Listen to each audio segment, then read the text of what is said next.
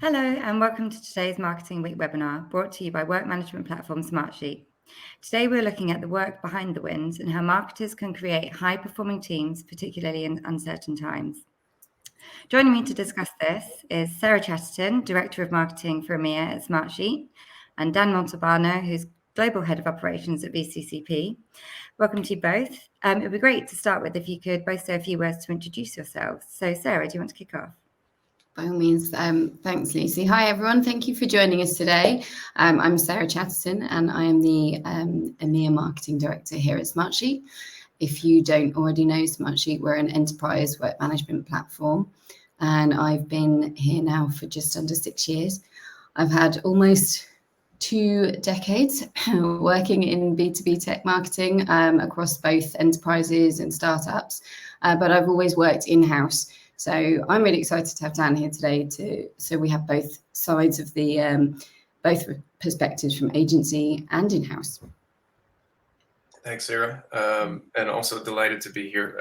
I'm Dan Montalbano, as Sarah said, Global Head of Operations at VCCP. I'm responsible for basically how VCCP works both internally and with our largest clients around the world.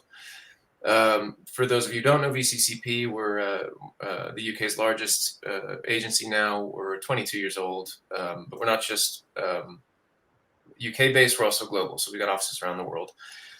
Our philosophy, which I think is relevant to this chat from day one, has always been it only works if it all works. And collaboration and integration are sort of what we pride ourselves on as an agency, and I think integral to the conversation we're about to have. So I'm looking forward to it. Excellent, thank you both. Before we start, just to let you know, we will have time for a Q&A at the end. So if you do have any questions for Sarah or Dan about anything that we discussed today, please do submit those. There's a questions tab on the left-hand side. So this webinar has been informed by research carried out by Smartsheet, which involved more than 300 director level or above respondents in marketing, project management, operations and IT in organisations with 1,000 employees or more across the UK and Germany. So we're going to be drawing on those results today. And if you did want to see a full copy of the report, you can download it from the resource tab on the platform, which is again on the left-hand panel. So to kick things off, it'd be great if you could each briefly summarise what high performance in marketing means to you both. Sarah, do you want to kick us off?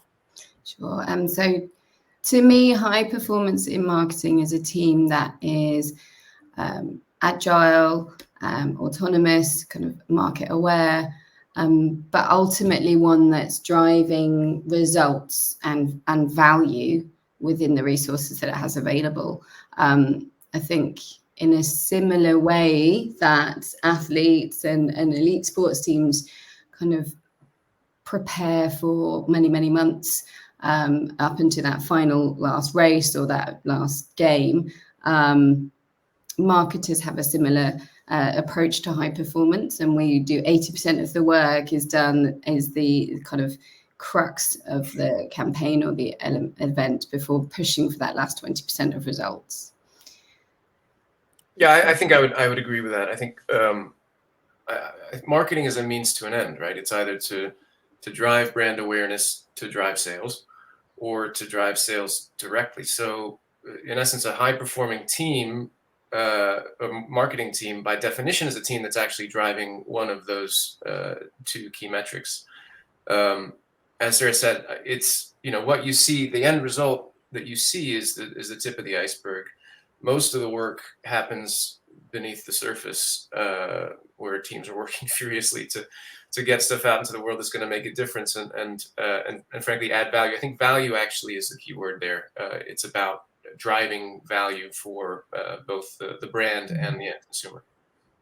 Excellent, thank you, absolutely.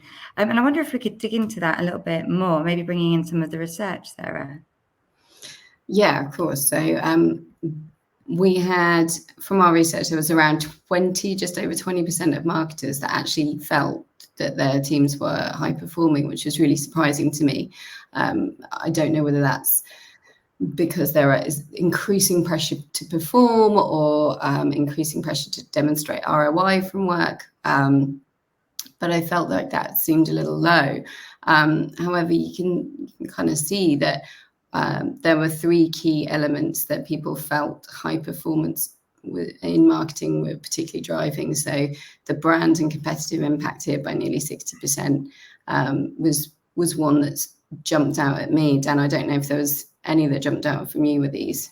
Yeah, I mean, the two of them really. The top the top one surprised me a little bit, just because 60% of people think it's about driving brand and competitive awareness or competitive impact. Great, but does that mean that 40% don't think that that's what marketing is about? Which worries me a little bit. But yeah, yes. And I suppose the other one for me was, just with my ops hat on, was the one around operational excellence, right? Because again, I think operations is a means to an end, right? It's linked to high performance, but the fact is that good operations and how you work behind the scenes is an enabler to creating great work and high value work. So, there are, I've seen it before. You have scenarios where you have teams who are operationally and executionally incredibly slick. But if you don't pair it with the world-class creative or world-class strategy or world-class ideas, they might just be putting kind of mediocre work out into the world incredibly well. So the operational excellence, again, I think it's a piece of the puzzle and an important one, but it's not the whole thing. I'm gonna cheat a little bit here. I was last week we were over at our user conference in Seattle, and one of our keynote speakers just happened to be an Olympic gold medalist gymnast called Ali Raisman. And she was talking about the same thing, Dan. She was saying, similarly, operational excellence for athletes is crucial. So they have the disciplined training routines, the incredibly minutely detailed programs. But essentially, at the end of the day, once all of that's done, it's the talent of the individual that's kind of left for that last 20%, or the team. And I think that's similar to what you're saying. We have to have everything in-house kind of organized, and our processes should be part of our DNA. But ultimately, it's still that creative and knowing your audience, knowing your kind of customers, knowing the messaging that's important to add on top of that. Absolutely. And actually, Dan, you talked before about the importance of the small details and how they all add up to high performance. I wonder if you can give us a bit more detail on that. Yeah, this one I feel pretty strongly about. I think it's about those 1%, 2% differences and gains that you can make both in, well, it definitely works in marketing. It works in life too.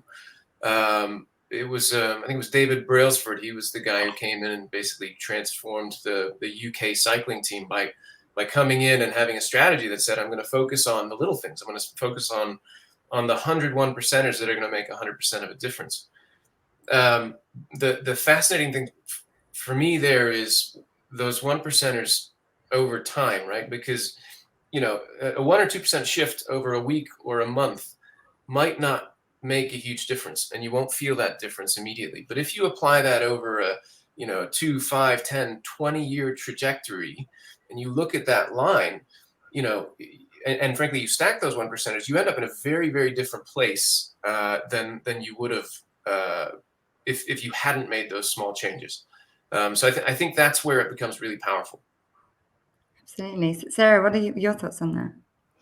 Oh, I couldn't agree more. I think you almost need to have, within marketing teams, I think it depends on how you build your team. I think there should be individuals where you focus that are really good at finding those 1-2% incremental details.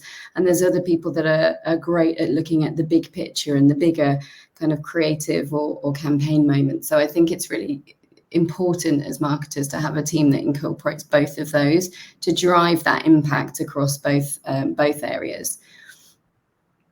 Yeah. If I had to just to add to that, if I had to sort of apply it to the world of VCCP, right? We have a number of high performing accounts and clients here, and unequivocally the best accounts that we have are the ones who have actually spent the time to proactively sit down and plot out what those 1 percenters are, what those 2% changes are going to be. Our global White Claw team, our global Mondelez account. I know both of them at the beginning of the year actually sat down and mapped it out and looked at the things that would make the little differences to how we operate that would then free us up and allow us to make better work for our clients. And the bucketing there, the way we sort of looked at the world was across the casting, the culture, and the communication, the teams that we pull together, how they work and how they flow.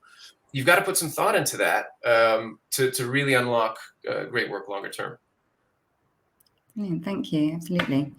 And so we've talked about what high performance looks like, and the fact that according to Smartsheet's data, such a small proportion of marketers believe their teams are high performing. So what do you think hinders marketers from achieving their full potential? Sarah, do you want to kick us off there? Yeah, I think there was a few key points that came out of our research, but one of the ones that stood out to me the most was this one around 39% of people felt their company structures were too rigid.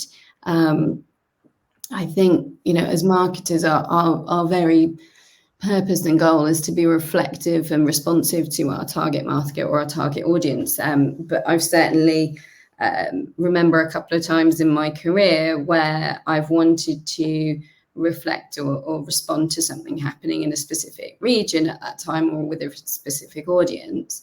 But sometimes the internal processes might mean that we're not agile enough, and either we kind of missed the boat or we have ended up doing something that was slightly after the fact. But that's not the case at the moment, but it has definitely been in the past in my career. So I think it's really crucial that we have that continual discipline and continual kind of focus on what we're doing. But if it aligns with our strategic objectives, then we need to also have the ability to be agile to respond to different things. What do you think, Dan? Yeah, no, I agree with that 100%. I mean, that was actually one of the ones that jumped out at me here, right? 39% of people think that structures and processes can be too rigid. They're important. Look, process is important and structure is important, but because otherwise it'd be the Wild West. So you need to have some. But the analogy, to use a sports metaphor, the analogy I always tend to use is that of operations as a referee, right? So the best referees, the game's not about them. You don't see them. They enable flow. They enable the talent on the pitch to shine, and they don't make it about themselves. They're not, yellow carding and red carding and interrupting that flow. But importantly, they are there when you need them, right? So they give that sort of that structure or that framework, those rules that are important, that allows that creativity to thrive without going off the rails. So I think, I think we've all seen it. Sometimes we tighten up and we think the solution to every problem when something goes wrong, if we do our wash-ups, is to put more process and more structure in. But actually, I think the right amount and getting the right amount is a tricky thing to do, but immensely valuable because it does enable and allow some of that creativity to come through. Absolutely. Excellent. Thank you. Another great analogy. But what about some of the other stats that are highlighted here? What about the 45% stat, the fact that 45% think their teams spend too much time in reactive mode versus strategic mode? Yeah, that one definitely stood out to me as well. And I think it... We've all been there. I think, again, as marketers, our part of our sort of DNA is to be supportive partners with our teams. But oftentimes there's only so many resources. And again, if it doesn't align with a strategic objective or what we're trying to achieve, it's okay to say no to something and focus on just on activity that is in that strategic lane. Again, just going back to some of the points we made earlier about that word value, one thing that we're recently sort of adopting internally is striving for value, not volume. And I think we just need to be able to take a step back and say, okay, is this really going to help us achieve our goals? Or is this just going to distract slightly? And do I have time or added pressure on some of my other departments and team members? And is it really going to make the difference in our objectives? Yeah, again, I think to build on that, the reactive mode, I think, tends to be a result of being unready and unprepared for a circumstance or a situation. So I'll use another terrible sports metaphor. Think of a Formula One driver. You're watching these guys go around the track and do impossible things at impossible speeds, and their reaction times are just absurd, and we don't understand it because we're not in it. But the reality for them is that they've trained so much and they've done the work and they've got the fundamentals so down pat that it's actually slow for them. And it's slower. And as a result, they can see and think 2-3 corners ahead or 2-3 moves ahead to understand what they need to do and to navigate it, right? And I think it's only because they've done the work to have the fundamentals that they're able to react and be reactive and deal with situations that come up. So, I think reactivity happens when you don't have the basics in place. I mean, you always have to be reactive in marketing, and this world is constantly changing. But I think the better you are at the basics and having the right people communicating with the right tools, the more able you are to deal with situations and to foresee what's going to come down the track. Absolutely, absolutely, and that kind of segues nicely onto my next question. So some of the key things that the research highlighted as areas that need to be addressed are communication is one of them, alongside collaboration and technology. So I guess my next question is, how can we resolve some of these issues? Sarah, do you want to kick us off there? Yeah. So just thinking about the collaboration piece first, I think. Again, from the respondents we had in the research, over 80% felt that high performance was driven through teamwork, which, I mean, that's no surprise. I think marketers tend to be predominantly kind of team players as well. But to me, it's not just your immediate team that you need to bring along on this. It's in the same way that, as Dan was talking about the F1 drivers there, but in any elite team that you've practiced that so many times. You've had your coaches, your nutritionists, your psychologists, your logistics operations managers. All of these people play a massive, crucial role in getting those kind of the processes down pat, as you said, Dan. In our world, marketing needs to ensure that we are bringing along the kind of not just our creative, our designers, our content teams, but the legal, the finance, the sales, the enablement teams from the get-go, so that when we do our best work, when all of those strategic partners are brought in together as a team. Yeah, I see the word collaboration for us at VCCP. That's sort of a mix of two other C's we talk about a lot. One is casting. And that's about having the right people on the right work. It's the specialists in the room. It's the people who actually know how to make the best work, having the conversations and on the front lines. And if you don't have those people in the room, then you're missing a trick and you need to recast. So that's really important. And the other one for us that's a sort of a slower burn, but is fundamental, is culture. It's what was that horribly American expression? But I can get away with it because I've got an American accent.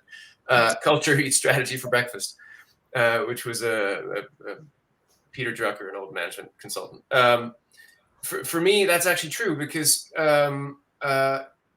look, if high performance and having the basics down pat is baked into your culture, you don't have to think about it. Right, it becomes that reflexive behavior, and that's really when the magic happens, because it's unforced. Right, it feels natural, and it feels like flow, and you end up making great work, coming up with great ideas, putting them in front of clients, getting them through. Right.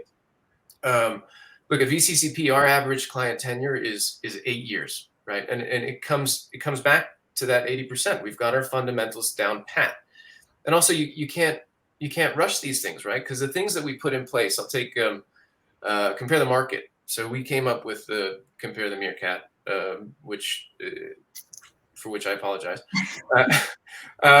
which has been going for 14 years. But one of the reasons that work got created in the first place was because the team has been consistent. So we've had the casting right. The casting at client side has also been pretty consistent with not a huge amount of change. And we put the fundamentals in from day one. right? So it's baked into our culture, our joint culture with our client and with the account team, to make phenomenal work, right? And I think once you get to that level, it gets easier to create better work and put it into the world and create marketing that adds and drives much more value. And it's hard too, because culture is a bit less tangible. So it's hard to sort of put your finger on what it needs to be, and you kind of find it as you go. But certainly it's something that we consider from day one and try to build with our clients. Excellent, thank you. And I suppose that leads neatly on to kind of the next area, which was communication. So how do you think teams can enhance communication in order to perform better? How do you do it, Dan? I think it's another one that requires some thought up front. It's not a 1%er. It's like a 5 or 10%er, frankly, if you do this right. And there's a nerdy project management formula you can even apply to it. And I'm going to get the numbers wrong because I've forgotten what they are, but it's something like, if you have 10 people in a team, there's 100 communication lines. If you have 100 people, it's exponential. It's 1,000 plus, right? And many of us are working, in global teams with time zones and 100 plus people. So if you haven't given some thought to how you communicate as a team, and the cadence and the rhythm, and mapping out how information flows up and across and down and permeates through, you're absolutely missing a trick. You have to plan it too, because otherwise it's just a bit of a free-for-all. And that's actually one of the first things we do when we win a new client, or when we win, particularly on global accounts, which are more complicated and have time zones. We sit down and we map out. The principle is the minimum number of high value meetings, right? So there's such a thing as over communication too, and saturation. It's about the right people in the room at the right moments in a sustainable rhythm, I think, is also a key thing. So yeah, communication fundamental. But it requires thought. It's not something you can just do. I think, again, completely agree with that, Dan. I mean, 9 out of 10 of our respondents in marketing cited breakdowns in communications as barriers to performance, and they were really keen on showing kind of effective communication and being clear and consistent with leadership and communication there. So one of the, again, like you've already referenced, but being global, having to operate across multiple geographies, multiple languages, multiple time zones is much more common, increasingly common these days, and especially to get kind of that best work done. So being deliberate about your communication method and being clear in your messaging, I think, is really important. We kind of built, or working internally a lot, we are building out what we call RACEs, so being responsible, accountable, consulted, and informed, and identifying from the beginning of a project who needs to be in those buckets, so that we're not over communicating continually or bombarding everybody with multiple Slack messages, threads, and anything else in between on top of email. So we're trying to use kind of be really deliberate in our communication and focus that within our own platform as well. Excellent, thank you. And I suppose technology is something that kind of underpins both collaboration and communication. So can you talk to me a bit more about what marketers should be looking for when considering technology to enable high performance, Sarah? Yeah, definitely. I think, the research again was really interesting at this point. 100% of marketers said that their team's performance could be enhanced if they had the right technologies to collaborate, execute at speed, and report in real time. And it was the only question and only response that we got that actually hit 100%. So that in itself is pretty telling. And the fact that 87% thought that technology played a critical role. I think having, as marketers, we're pretty open to using the right tools for the right job. And I think the MarTech stack kind of exploded, but obviously has started to decrease, or the usage of it has started to decrease because maybe there's just too many tools and no one's quite sure which tool for which job. And I think having a central technology point or a central point of communication and collaboration is really key. So one place where we can sort of look at everything from design and creative through to reporting and good dashboards is essential. So I think that was a really interesting takeaway for me. Absolutely. And what are your thoughts, Dan? Yeah, I mean, we're wrestling with this, right? The MarTech world is ridiculous right now. There's MarTech 10,000, I think. But I think the philosophy for us is that technology is a means to an end. I keep saying that, but it is a means to an end, right? Nothing more, right? We use Smartsheet. We know Smartsheet well. We use that to manage our project, program, portfolio view for what's going on our accounts. We take a view. Basically, we have what we call an at any given moment perspective, right? We need at our fingertips the ability to tell our clients what's going on at the program level, at the work level, and at the financial level, right? Those are the three things you need to know and be able to communicate to know whether your project or your the work you're putting into the world is healthy and on track and you're okay as an account, right? But the system, again, technology itself, when I used to run training for Smartsheet when we were putting it in, 5-6 years ago, what I always used to start every session with was if you are spending your life in the system, if you are spending all your time in Smartsheet, sorry, Sarah, you're doing it wrong. Basically because it's meant to make you faster, right? It's meant to do all the things like the project planning, like the program planning, like the status sheets, asset tracking, all that stuff is meant to be fast so that you can focus on what's actually important as a marketer, which is to create cool things to go into the world to then make a difference to your brand or to your sales or to, frankly, the end user. That's why we all get out of bed in the morning, not to spend our time in the system. And I've seen it go. I've seen project managers over-index on the one at the expense of the other. But I think where it's most powerful is when it's used to make you faster, to free you up, to focus on the product and what we're trying to create, and where it's applied at scale. Right, that's the other point with technology, because if you save one person an hour a week, great. If you're saving 1,600 people at a global agency an hour a week because they're not having to do timesheets or statuses, it's all sort of automated.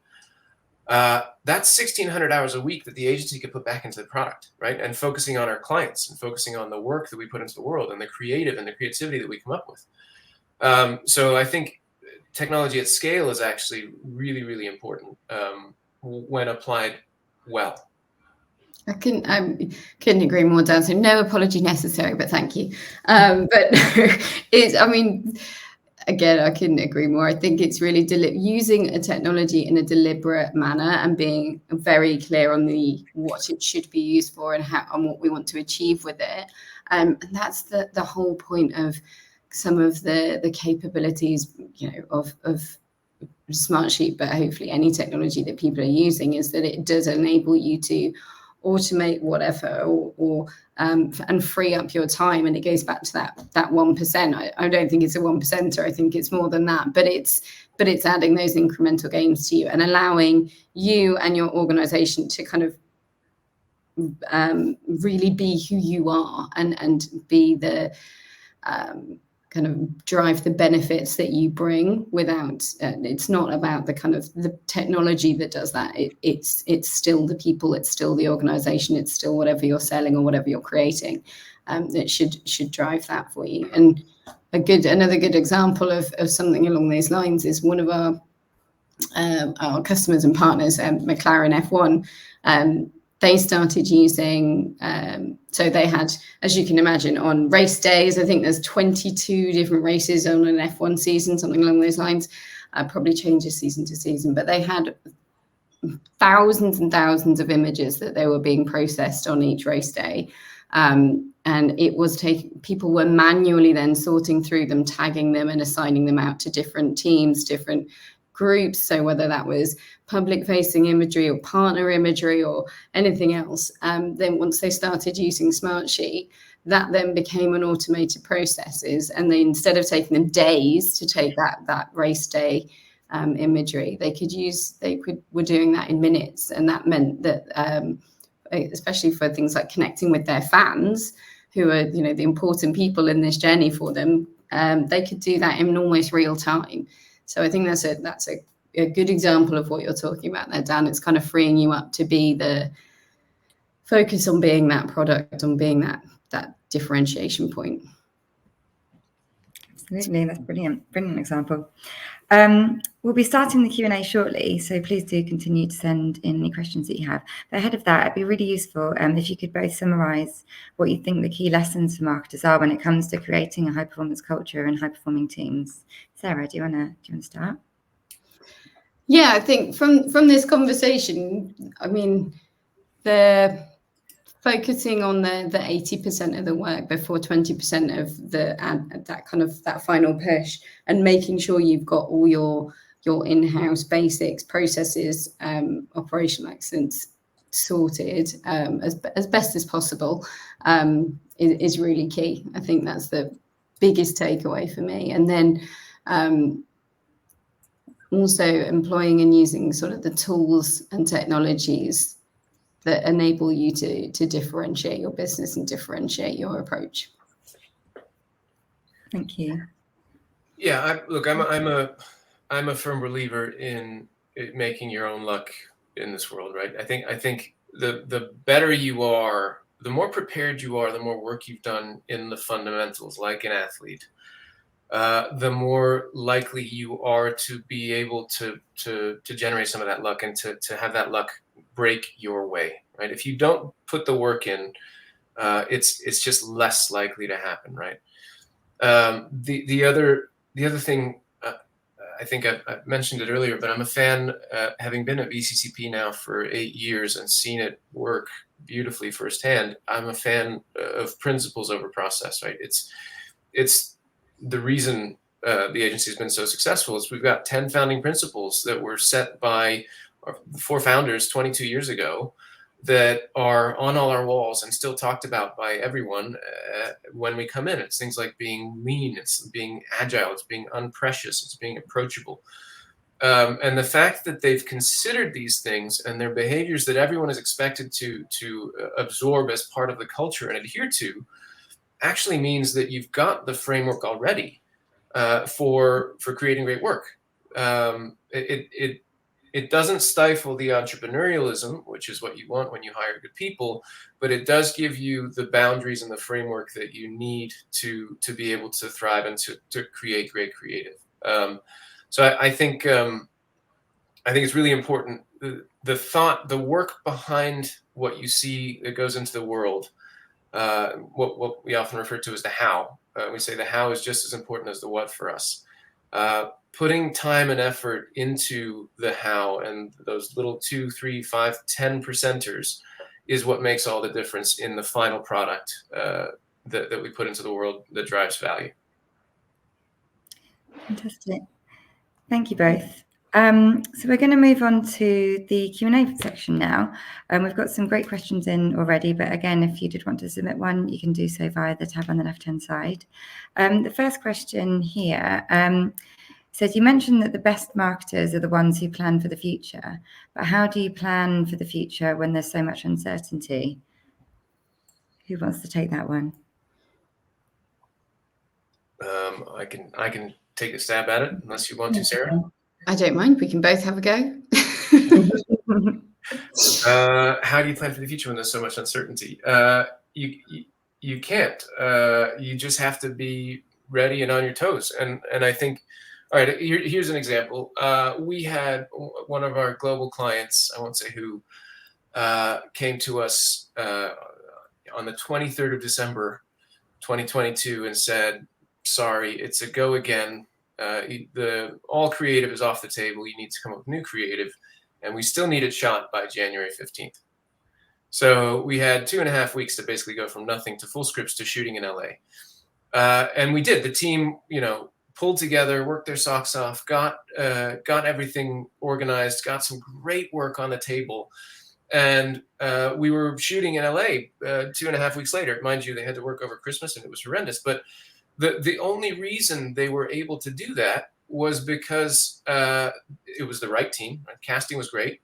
The team culture was one of excellence. And everyone was in flow and communicating. So our fundamentals were strong. That's what allowed us to respond when a crazy last minute request like that comes in, and you just have to deal with it. Now, I don't want anyone to think that that's the rule. That is very much the exception, and nobody wants to be working at that pace all the time. But you can do it when the fundamentals are sound. So reactivity is just a part of life, and it's the industry we're in. And sometimes you have to roll with it, but you're more likely to be able to roll with it if you've put some thought and effort into the fundamentals. Thank you. And Sarah, what were your thoughts? Yeah, I very similar. I think it was just going back to what we've talked about already, but having those fundamentals or having the kind of collaboration and the communication lines as set and established, and knowing who needs to be in the room or which team you need to pull together, and so that it's not a surprise for anybody when you're trying to sort of change tack or do something different to react to something in the market. I think so. Again, having that base in place so that when something does happen, you can be agile is the most important part. Excellent, thank you. Got another question here, and I feel like any panel discussion at the moment isn't one if there's not a question about AI. So when we talk about technology as an enabler, do you have any thoughts or tips for how marketing teams should embrace AI? Who would like to take that one?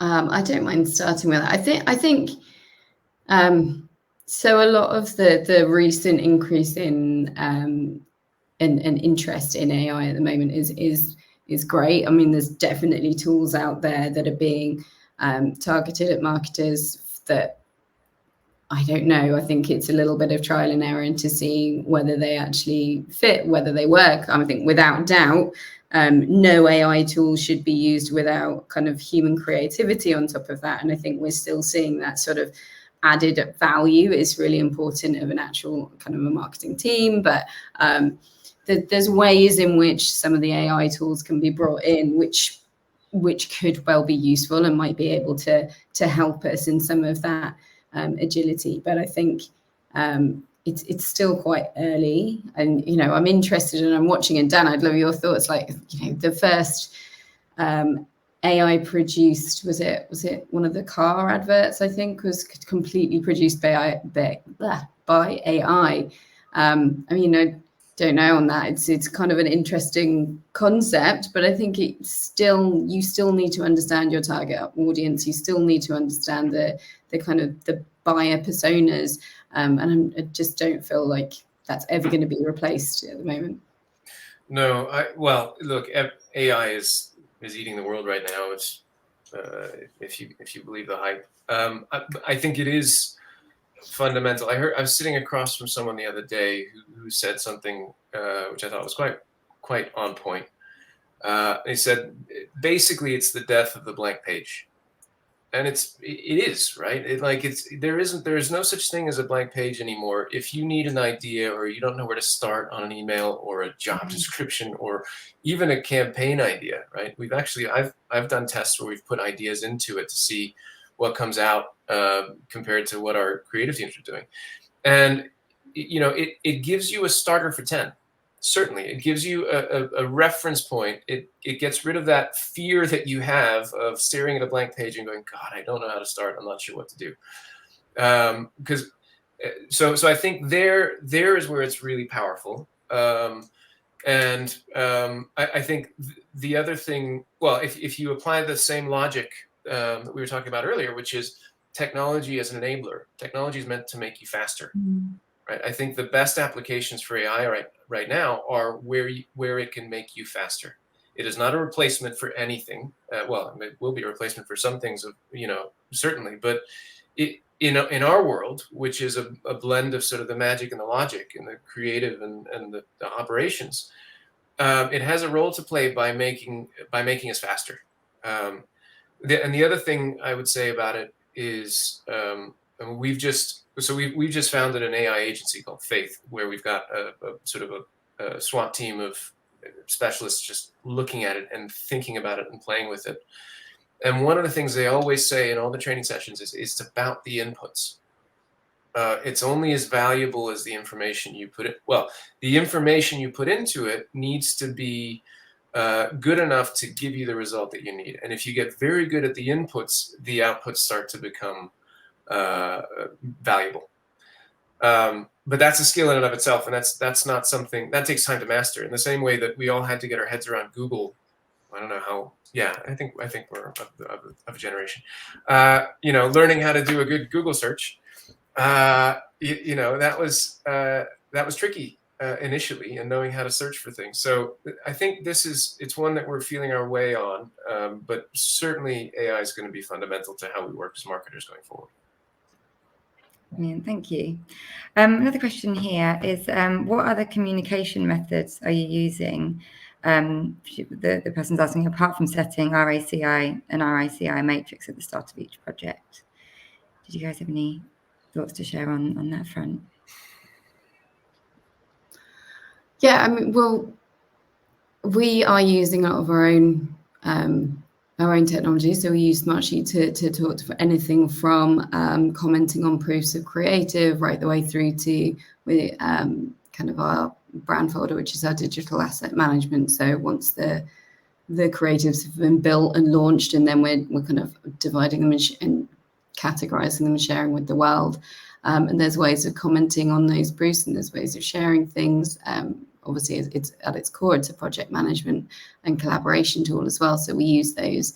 I think having, and Dan, you must come across this a lot, but I mean, we obviously use instant messaging communication tools as well, but that are important. But again, we have to be quite considered about how we use those and who needs to be involved in them. But Dan, I wonder, I mean, each client that you work with must have their own preferred way of working as well. So how do you kind of combat that? Sorry, not to put the question back on you. No, I mean, it's a good one, because you're right. It's hard knowing which tools to use, right? I mean, I've seen, I suppose the easiest way to think about it is push and pull communication, right? Like there are useful channels and tools that you can use that become pull sources of information. That could be something like a Slack, for instance. I've seen that used really well at the New York Times, for example. They've got constant channels of information that people can access, right? But the truth of the matter is that email, I think, still plays a too heavy role in all of our lives, if I'm honest. Part of that in agency world is it's because our clients are on lots of different softwares and systems, and they're using Teams, and they're using Google, and they're using other things, and we need to be able to flex to what they need to do. But I do think that there are other channels and frameworks and technologies that can and should be used to make our lives as marketers faster. You know, the review, amend, approve loop that everyone goes into, which is sharing of assets over email, sign off on this PDF, review this. If you can shortcut that with something that allows you to do that in one place and removes all the emails, that's really important. But it's not easy, right? Getting your communication balance and rhythms and tools right. It takes both planning and annoyingly trial and error, because every time we've set up a big account or a global account with a cadence and a rhythm and communication measures, it changes. It'll change 3 months in, 6 months in, 9 months in. Eventually it'll settle, but you're not going to get it right first time. Excellent, thank you.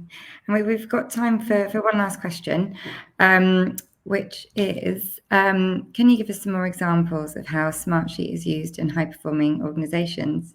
Sarah, you gave us a great example with McLaren earlier. I wondered if you had any other examples that you could maybe share.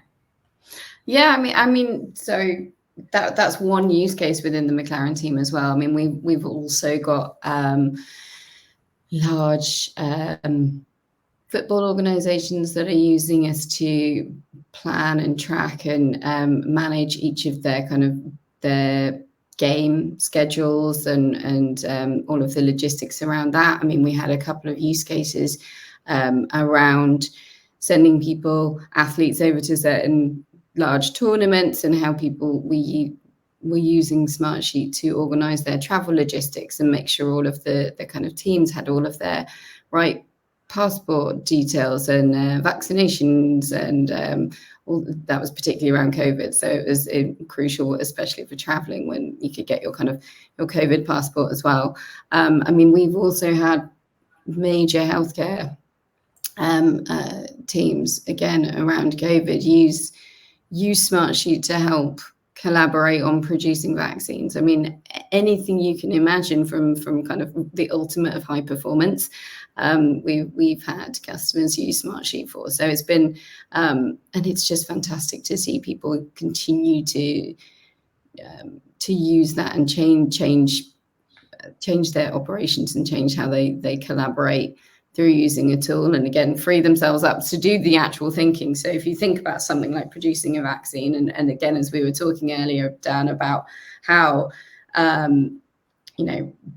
freeing people up to do that creative work, I think that's an uber example of that, right? Being able to collaborate on something and that we didn't know we needed as a kind of a global population, but we're very glad that happened pretty quickly. So yeah, and obviously VCCP have been a fantastic customer as well, and a great partner for us for quite a number of years now. I like to think we qualify as a high performing team.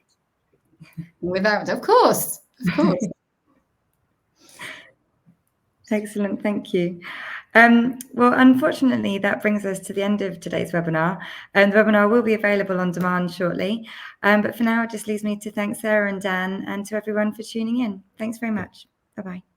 Thank you. Thanks.